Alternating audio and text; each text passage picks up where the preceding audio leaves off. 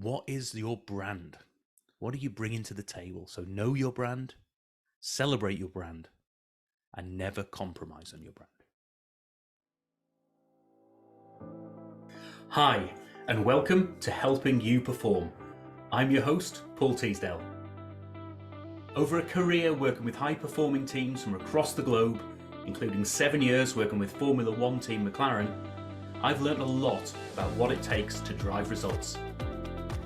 In this weekly podcast series, I'm going to be bringing you tips, tricks, and insights from the world of Formula One that you can apply to your organisation for your high performance.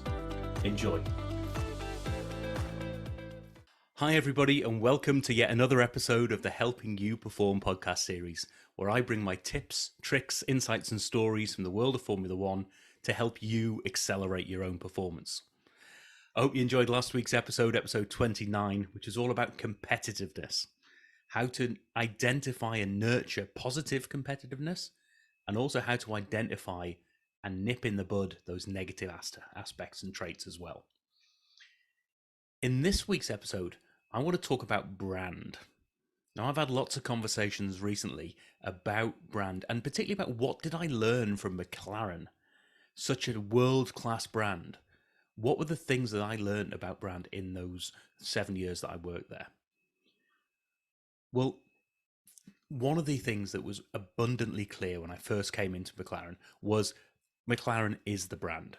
It's the history, it's the story, it's the DNA about the sport and the passion for Formula One all the way through everything that they do. Even when those aspects aren't to do with Formula One, they are linked back to that story as well. So there's three key elements that I learned that I was reflecting on recently. One of them is about knowing your brand. The second is about celebrating your brand. And the third, and probably the most important, is about never compromising your brand. So let's go through those one by one. So knowing your brand is about knowing your story. It's about knowing what you are, knowing who you are, or who you want to be. It's about knowing those things that tie in why these things are important to you.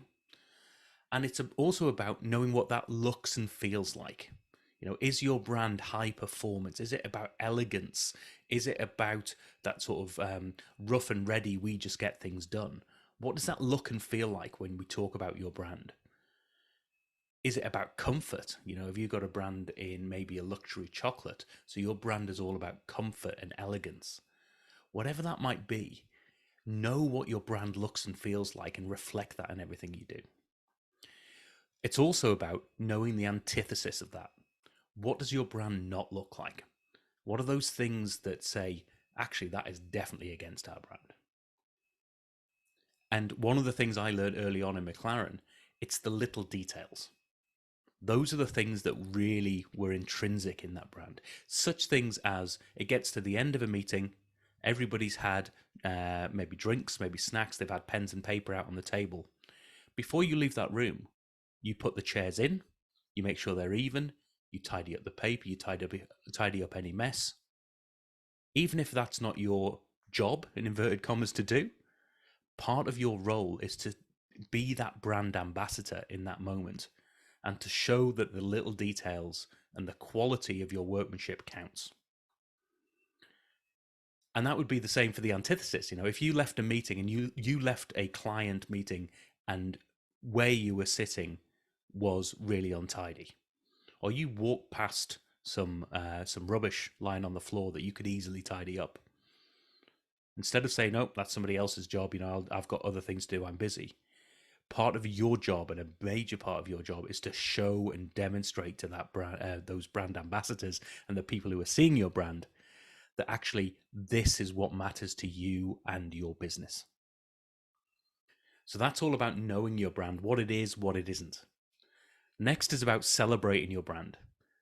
Finding all of those opportunities to say, this is what we're all about. Oh, isn't this amazing? Let's connect with the right people. Let's have sponsor partners or partners who match up to the kind of things that we're trying to do. Even if they're in completely different fields, the way they go about it really ties in with how McLaren want to go about it, or how we as a business want to go about it. Now, that can be two very different look and feel brands, but they can have a common thread. And so that's all about understanding that common thread and identifying that and say, yes, we're from two different fields, but we've got this in common. And that really matters to us. So let's celebrate that. And then the final thing is about never compromising. It's about identifying those situations where you say, this is something where we could compromise on this story. We could take maybe a cheaper option, or we could do this in a quicker way that didn't get the perfection that we're after.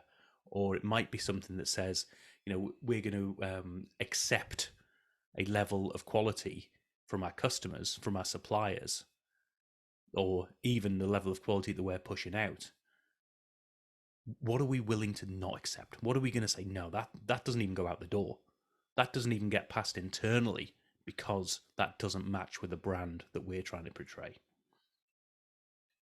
So I want you to think about those three areas for your brand, no matter how big or small you are.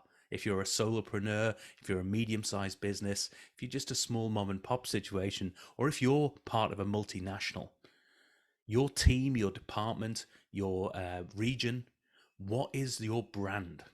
What are you bringing to the table? So know your brand, celebrate your brand, and never compromise on your brand. If you want to talk about any of this, as always, please do get in touch via paulteasdale.co.uk. Drop me a line. You'll see the pop-up box come up. Set up a free 30-minute chat with me. I'd love to hear your stories. Love to hear how this is helping you accelerate your own performance. And I'll see you in the next episode. Thank you for listening to this episode of the Helping You Perform podcast. If you found value in this episode, please take a moment to like, share, or review the podcast. You can reach out to me at any time, either through LinkedIn or through my website at www.paulteasdale.co.uk. I look forward to speaking to you in the next episode.